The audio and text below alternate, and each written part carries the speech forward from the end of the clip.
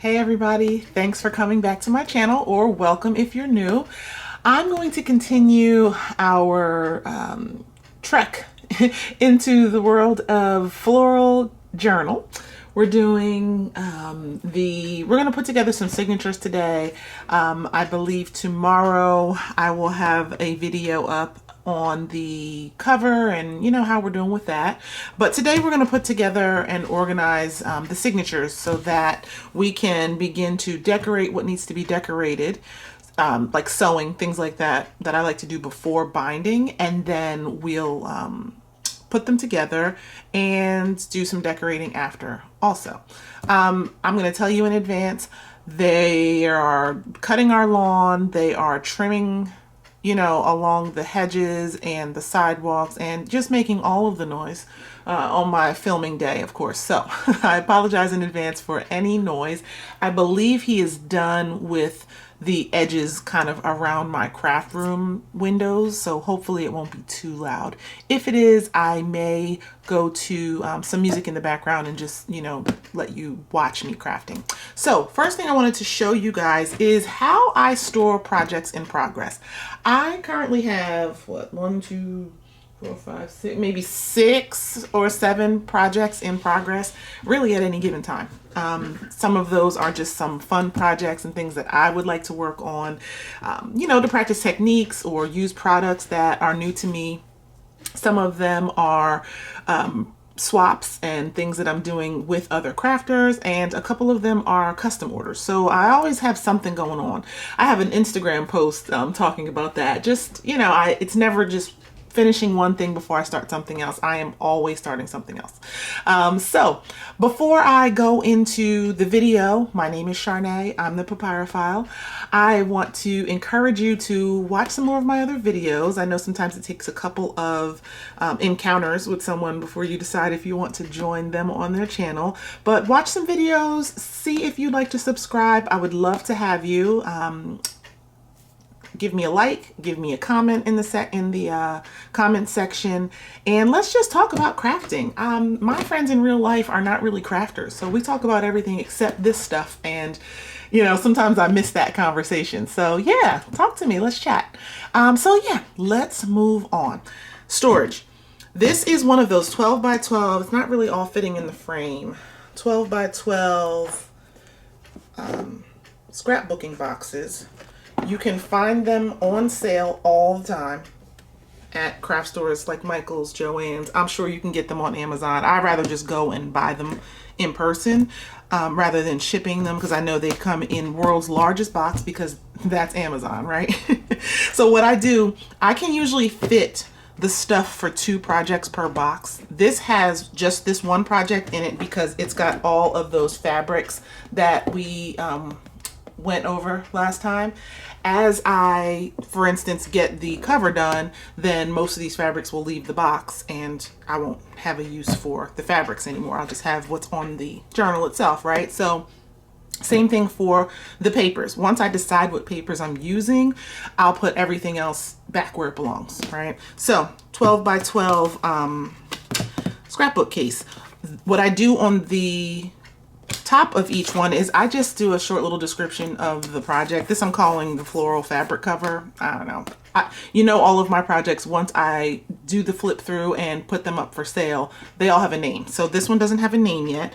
Drop me some name suggestions below as we do the crafting and putting together. She will probably develop a personality, right? So help me out in naming her. So yeah, let's open the box and take out, we're just going to take out the paper. Let me get this off the desk.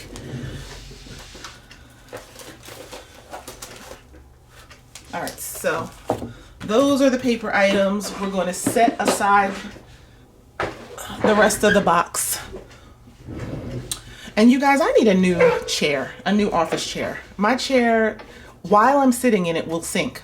almost to the floor. It has an adjustable height, but something with the hydraulics inside of it are, I don't know, loosening up. I'm not even sure, but I can be sitting here crafting and slowly be sinking. So I'm constantly readjusting my chair. It's very creaky also. So any extra noises, extraneous noises you hear, probably my chair as well. All right, so let's start. We've already, in my first part of this video, gone over what's in this pile. I've added a few things to it. I've got a library pocket, just sort of like an index card, and I believe I went over the rest of these. So I like to start with my plain papers. What I notice is that my journals sell mostly to actual journalers, whether that be writing or art journalers. So I like to have a decent amount of blank paper no matter what.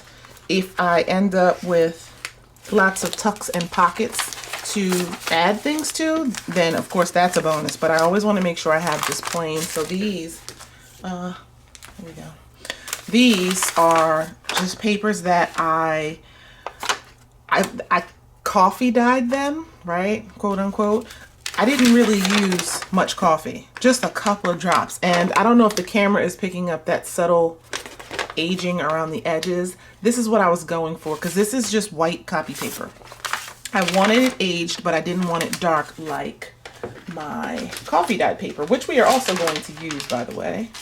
So here's coffee dyed, like traditional coffee dyed paper. So that's the difference. And I probably will use, I know I will, I'll use both in here. This is going to be a vintage style journal. And you see my coffee dyed papers have just a varying amount of distress to them. I think I'm going to lean toward the lighter versions. So I'll have to go through my stack. Actually, let's do that now. Go through my stack. I did not dye these. I buy these on Etsy. I will link the, let me write down what I need to link below, because I'll be saying that all day. I'll link it below and then I'll forget. So I'm going to link the company, the coffee, the Etsy shop that does the coffee dyed paper. You all will need that. And so let's pick out, that's a good one. Not too much going on. We'll use that. That one's a little bit too much for me today. I like that. This little that pattern. This is a little dark. This is a little dark and distressed.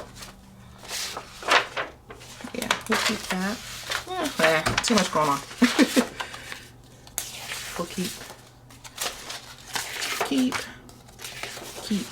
What I think I'm going to do is about 7 pages per signature. I found that that's my sweet spot because I like to do a good amount of decorating, flips and flaps and pockets. And if I do 10 pages per signature, that spine would need to be 4 inches in order to accommodate everything without giving you that alligator mouth. I do not like that look. I know a lot of people do. I like a stuffed full journal, but I like for my dimensions and my spine to fit what is going in. So, and like if I do a tie closure on a journal, I really want that to just be decorative and not so much functional for literally holding the journal together. So about 7 pages per signature, and I think I'm gonna do 3 signatures. Let's see what the thickness of all of these papers are looking like, and then we can decide once we get them together. All right, so these, all right, we're gonna put away these darker papers. I have this paper that I dyed myself. I used some Tim Holtz, don't ask me what blue that is. I don't know. I put a couple drops in some water, like a pan of water, and dipped. And this is sort of, I don't know if it's showing up on camera, a sky blue, little bit of turquoise, really pretty. And then I took the literal bottom of a coffee mug, dipped that in some distressed ink mix with water, and made my distress. So I feel like this will go well with some of those floral papers. So I'm going to use that. This is coffee dyed paper that I dyed. So I'm going to set that aside. And these are too dark. So let's set those away. I'm gonna try my best to keep this desk clean and organized, because you guys, you crafters know, you get started and you got all of this, right? You got your little Tim Holtz, what, 14 by 12 glass media mat, and then the next thing you look, you're working on a 4 by 4 square of surface with all your stuff around. So I tried in my craft room organization to keep things within arm's reach in their storage, but close enough, you know, so that I could put it away in between using it and still grab it real quick. One day I'll do a craft room organization video, or at least looks like a tour of my room. I don't know. Let me know if you guys are interested in that. I like those kind of videos on some days when I'm feeling like I want to clean up, right? All right, so we've got these. I'm going to start folding my plain papers, and I'm not going to bore you with that. I'm just folding them right in half. This journal is going to be sort of that standard half letter journal size, where it's what, 5.5 by 8, so 5.5 across, 8 inches give or take tall. And my cover will be like 6 by 9. I think that's sort of standard. So I'm gonna start folding all of these, and then I'll be back.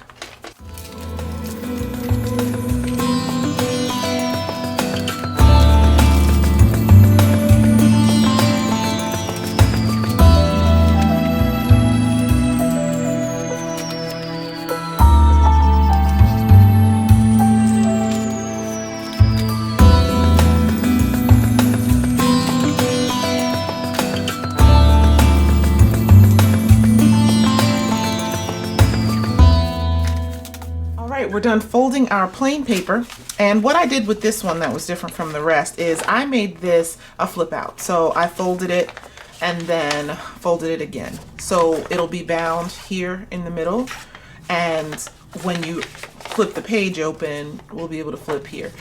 You can always make these like a little tuck pocket. You could cut it here and make it like an oblong pocket. I don't know what I'm doing with this just yet. I might mount something here so that it really flips out. We'll see. You guys are seeing my raw creative process, because I a lot of times have some ideas in my head, but I don't know exactly how I'm going to execute them. And as I'm crafting, sometimes things just come to me.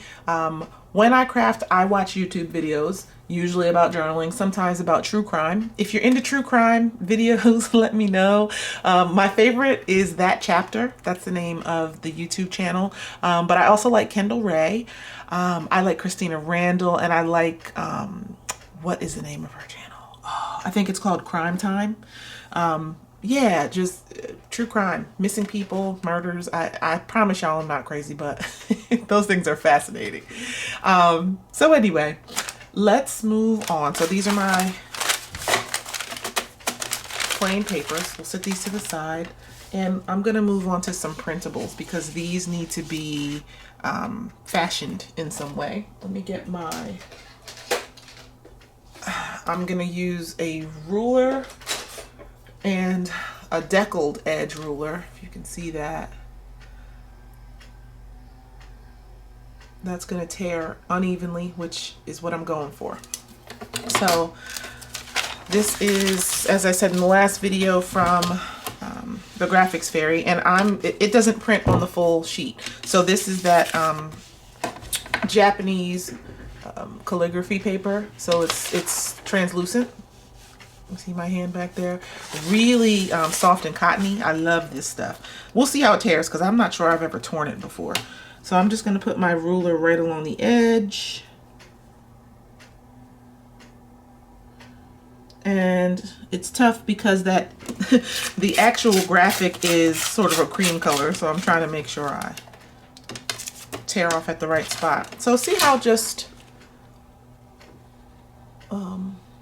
rustic and handmade that is on the edge. So I'm going to go through, tear off the rest on this sheet. Oops.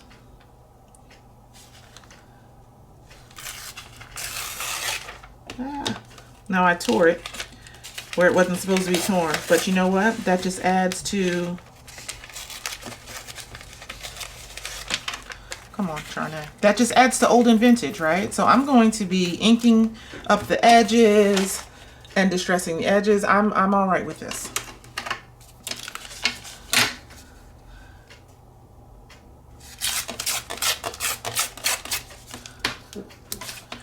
And I think that happened because I was trying to hold on to the big side, I think. So,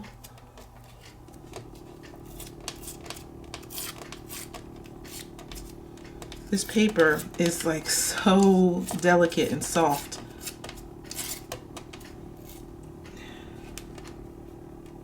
Tear off that. Okay. So that's what that looks like. French invoice. And I will ink up the edges. I'm going to show you how I'm doing that because I'm going to speed through some of these other printables that I'm tearing off in the trash. All right, I'm using Distress ink in tea dye. Not too dark, just gives that subtle aged look. This book is going to be florals, and though it's a vintage vibe and aesthetic, I don't want it to be too dark, which is why I skipped the dark coffee stained papers, because I don't want it grungy. I just want it vintage, shabby chic, right? So just a little bit of ink around the edges. And what you can do if you have time and you're feeling real fancy, you can do several different shades of ink, because things don't always age evenly and neatly all around. So I'm going to show you a little bit of nuance in the aging. I'm going to use some walnut stain, and I keep my blenders stuck to the bottom of my inks and just add them to my blenders. So here's the darker ink, and I'm just going to every now and then just tap that, brush that along the edges. Just makes things a little bit more authentic. Another thing that I learned from Ruby and Pearl XO, she was doing a video on making papers look old, and what she did was she kind of creased and bounced ink along the crease, so then when you unfold it, can you guys see that? I feel like my lighting is never quite right. See how you can just make it look like it's been folded like that for 100 years? So I'm going to do that in a couple of different random spots. And again, I'm using the darker ink, so I'm being just real light-handed with that. And that's it. I'm going to ink around that tear, the inadvertent tear that I made, to make it look like that's been there. There we go. Real easy. Now, I'm more inclined to fold this up and put it in a pocket in the journal rather than making it a journal page, but I don't know. I think it'd be pretty as a journal page. So I'm going to fold it, and I want to have it presented as you flip through the book. We'll do it this way. And I may change it when we start to assemble. We'll see. I showed you this from Melina Art Design, and rather than make these journal pages, I'm going to use these as ephemera, I think, and just tuck these later. So I'm going to set this aside with my ephemera. Moving on, and these are journal pages. These are meant to be folded in the middle so that your binding is down the middle and you have these. So I am going to tear. See what I mean? I'm losing table space already. Here we go.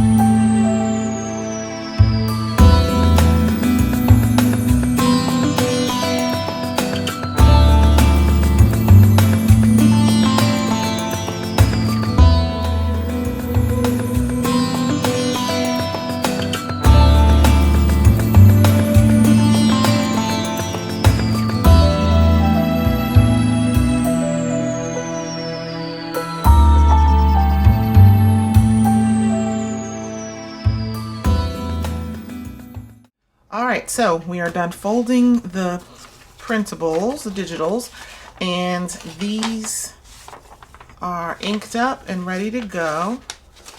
Now, when I bind these, I'm gonna see how they're stacked in with the rest of the signatures. If this white is showing, it's bothering me too much, I will cover this up with some washi tape and we'll be good to go. All right. So this is going to be bound here. And so this is the page, excuse me, this is the page that'll flip open, okay? And these are those embroidery printables that I showed you the last time we were together. All right, so that's that.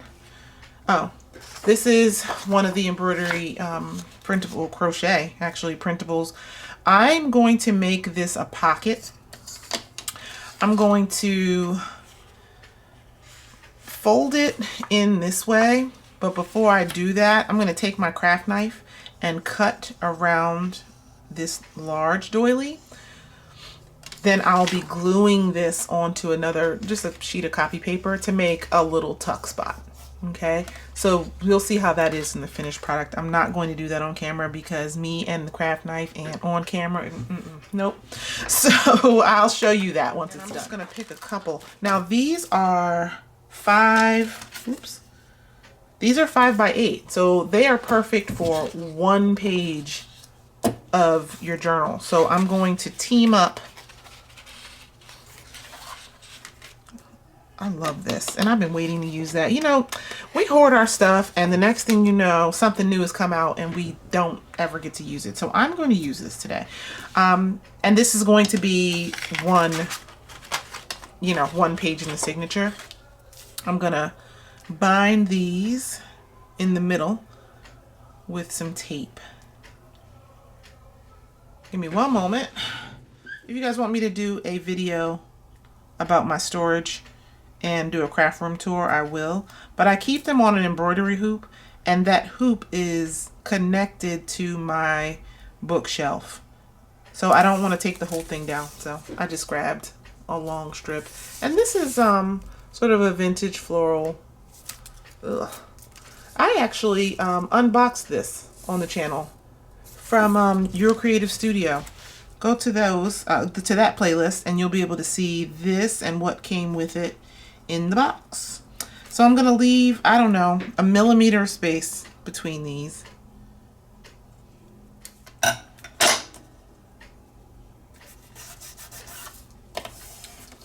Okay,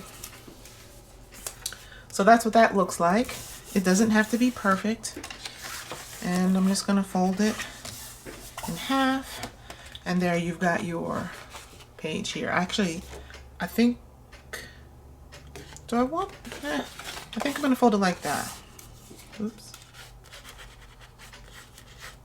If your washi is not super sticky, which a lot of washi is not, you can add a couple drops of glue just to keep it down.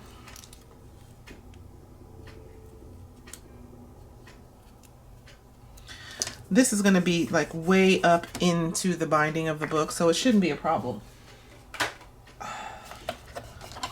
Here we go. I hope all of what I'm doing is in frame. I'm so used to just crafting and crafting. Okay, so that's that. And some of these other ones I probably will end up using as pockets when we get to the decorating phase. So I can just tear this, stitch, and pocket, right? Add some of these little scraps. So I'm going to put the rest of these with the embellishments. Move on to paper. That printable, I'm just going to fold that. Another printable. This one I'm going to fold in. So when you flip, it's on the left side.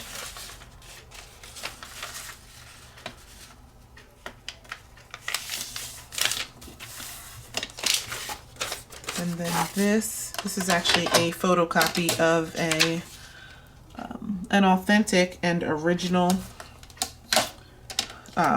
farmhand diary. Very, very cool, but I only have the one. So I make reproductions and copies of things all the time, especially my vintage ephemera, because a lot of the stuff is one of a kind, or at least one that I have in my possession. So we're gonna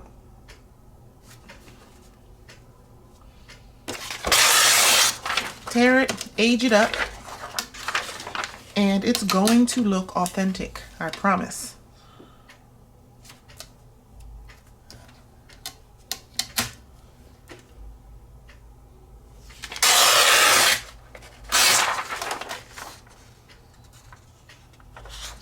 All right, I think I got all of those edges off of there.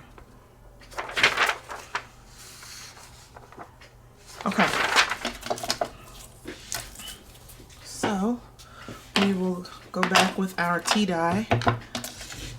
Oh, you know what? Let's use our distresser and rough up this top edge because we didn't tear that.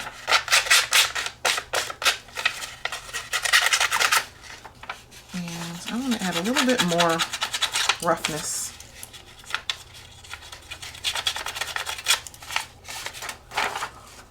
A couple of spots.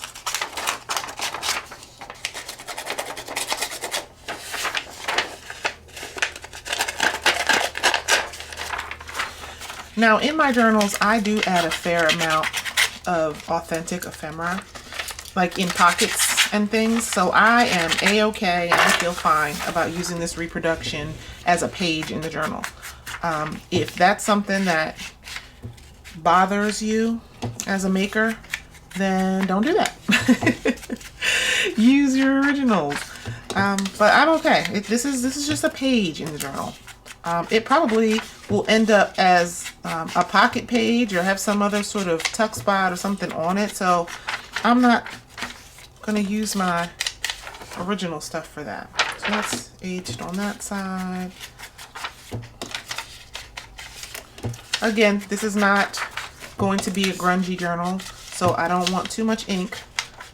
Just enough to get rid of this white, because I printed it on white paper, so I want to make sure that this doesn't look like it was rolled off the printer yesterday.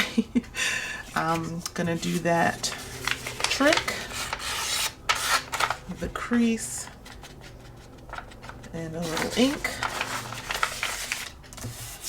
And I'm gonna do it again down here. All right. The other thing I like to do to age up my papers is add a little water. It's going to wrinkle the paper, and you can help that along. You can also, I use Distress ink, so it is water reactive. So I'm just going to use my damp finger to blend out this ink just a little bit. It's a little stark for me. There's water here on my craft mat, and I'm just using it to diffuse the ink just a bit. And so my paper is going to dry not so flat, which is exactly what I want.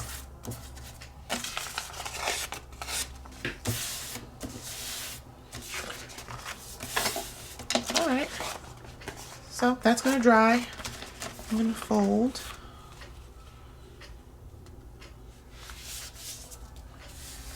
Being very careful because, of course, with the paper being damp, it's, you know, fragile. All right, so that will dry and we'll move on. We've got, hold on, get my little rag here.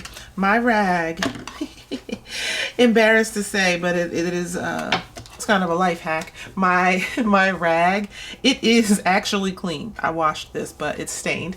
It is a burp cloth. I have 3 children. Over the years, you start to accumulate things. This is a burp cloth. Now, I think it's like Gerber brand, and I think it's also like an old school diaper, cloth diaper. But yeah, that's what that is. I love using these around the craft room because I don't have to worry about it. I do use paper towels for some things, but this is nice to not have to run through paper towels so much just for something as simple as, you know, drying off my mat. All right, so this vintage warranty analysis paper from the Chevrolet division, General Motors Corporation. I'm going to fold a little bit further in and do a flip, just like I did with a couple of those other papers. So this is going to be probably a little pocket. There we go.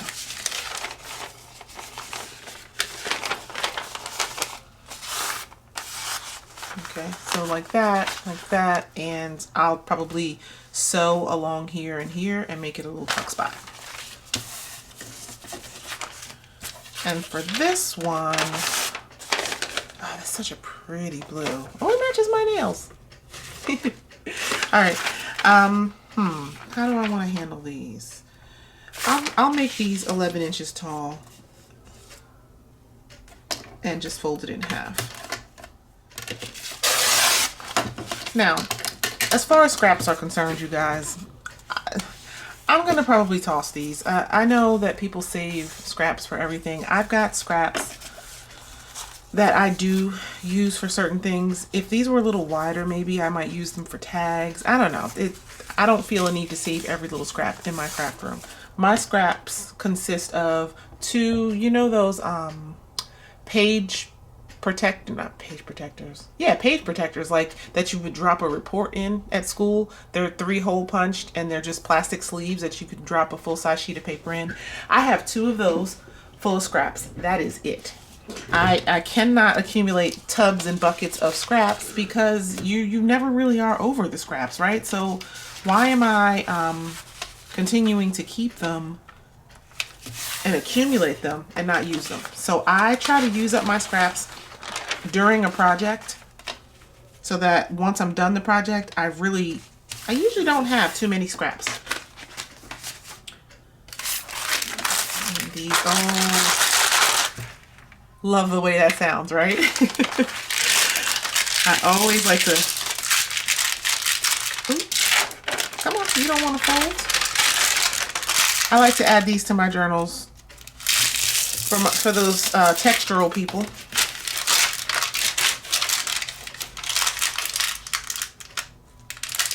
I have not had a problem with these being too fragile to be bound.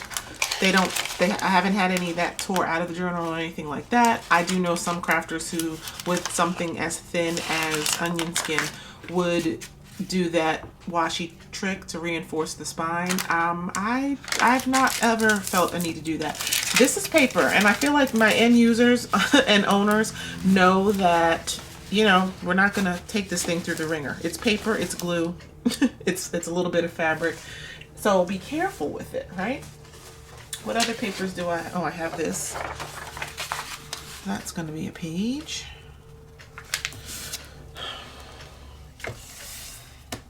All right, and I'm gonna get out my paper stack. All right, here's what else I have folded and prepared. That beautiful blue ledger paper. So this will be the binding, and these will fold out. I don't know what I'm doing with it yet.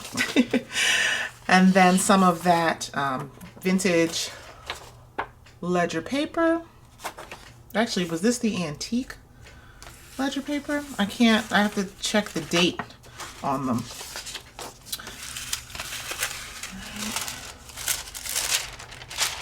More of that onion skin, another vintage ledger. This is going to be the binding. So when this sticks out the other side, I'll add something to that, and then this page will be a flip out page. I just could not cut that up. Just some scrapbook paper. I don't know if I'm using this. I kind of like this, but yeah. And I'm gonna set this aside for a moment. This is some more of that calligraphy paper, just 2 sheets of that, and some embossed cardstock. With this doily, I'm going to make the middle signature This is going to wrap around the middle signature. So let's just pretend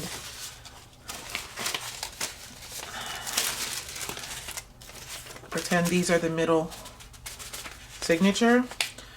They will sit this way and it'll be bound, and this is going to wrap around here. I may add some pockets and things.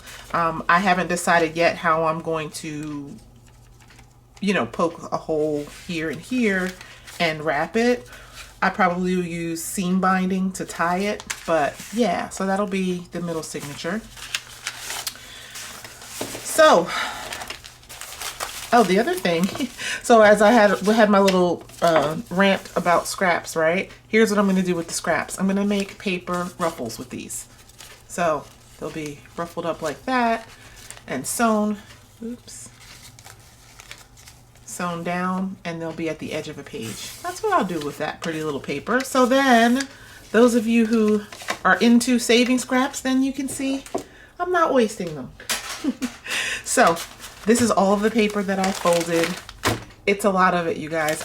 This is definitely far more than 7 pages per signature and 3 signatures, right? So I probably will end up not using all of this. Let me go through it, start to put it together into signatures, and make some decisions.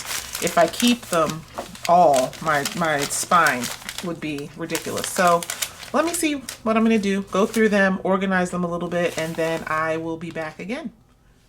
Okay, so here we are with signatures assembled. Now these are not etched in stone. They're not lined up the way, let me zoom out just a bit. Come on, zoom. There we go. You see how this is not lined up at the top here? It's lined up at the bottom. I will sort of center it at the end of the day and, you know, kind of arrange. I also am probably not going to trim. See, when you fold things and you nest them like that, the inner ones tend to appear longer, right? So, but when you put it together in a book, I think I kind of like the way that looks. So that would be looking down from the top edge, and then the side, it's the spine edge. So I ended up going with about 8 pages per signature and 5 signatures instead of 3. I just felt like that distributed the pages throughout a little bit better, a little bit more consistently as far as the thickness. One thing I do is I sort of loosely hold my signatures as if my hands are bookends. Where's my ruler? And then I take my ruler and just sit it on top. You probably can't see with the angle, but that's about 2 inches. So I'm gonna make my spine 2.5 inches. Then I have time, space to expand. So that's why most of the time I don't like making journal covers first, because then you're forced to fit in them as opposed to making the journal you want to make and, you know, constructing a journal cover after the fact. Let's get you back a little bit closer here. All right, so I've got my strips. I am gonna make some paper ruffles for you recycling queens and kings. All right, so those are my signatures. I don't know how long this video is as of now because I've been stopping the camera and working a little bit, and I stopped for lunch, and I just don't know. So I'm not sure if binding or even just figuring out what I'm doing as far as decorating is going to be next. I'm not going to show you everything. I can't show you everything behind the scenes and what goes on in the magic factory. But I did want to decorate a couple of pages with you, share with you how I'm not going to do a binding tutorial. I'll be honest, I'm not that good at it. Not good enough to really be instructing anybody on anything. So what I think I'm going to do is go away and do some any sewing that I want to do, any ruffles and things I want to add on the edges, things that need to be done before binding, and we'll do that for another video. I'm also going to be doing the cover now. Now that I've got my signatures together, you guys are going to see I have some different ideas for the cover compared to what I showed you in part 1. I took out some more stuff out of my stash, and it's just gonna be more beautiful, more sparkly, more chic. Still shabby chic, but I've added some chic. So yeah, I think that is enough for today. I'm gonna call it a day, and I'll see you on part 3. Please subscribe. As I said before, I would love to have you, love to chat with other crafty friends, and take a look at some of my other videos. Talk to you later. Bye-bye.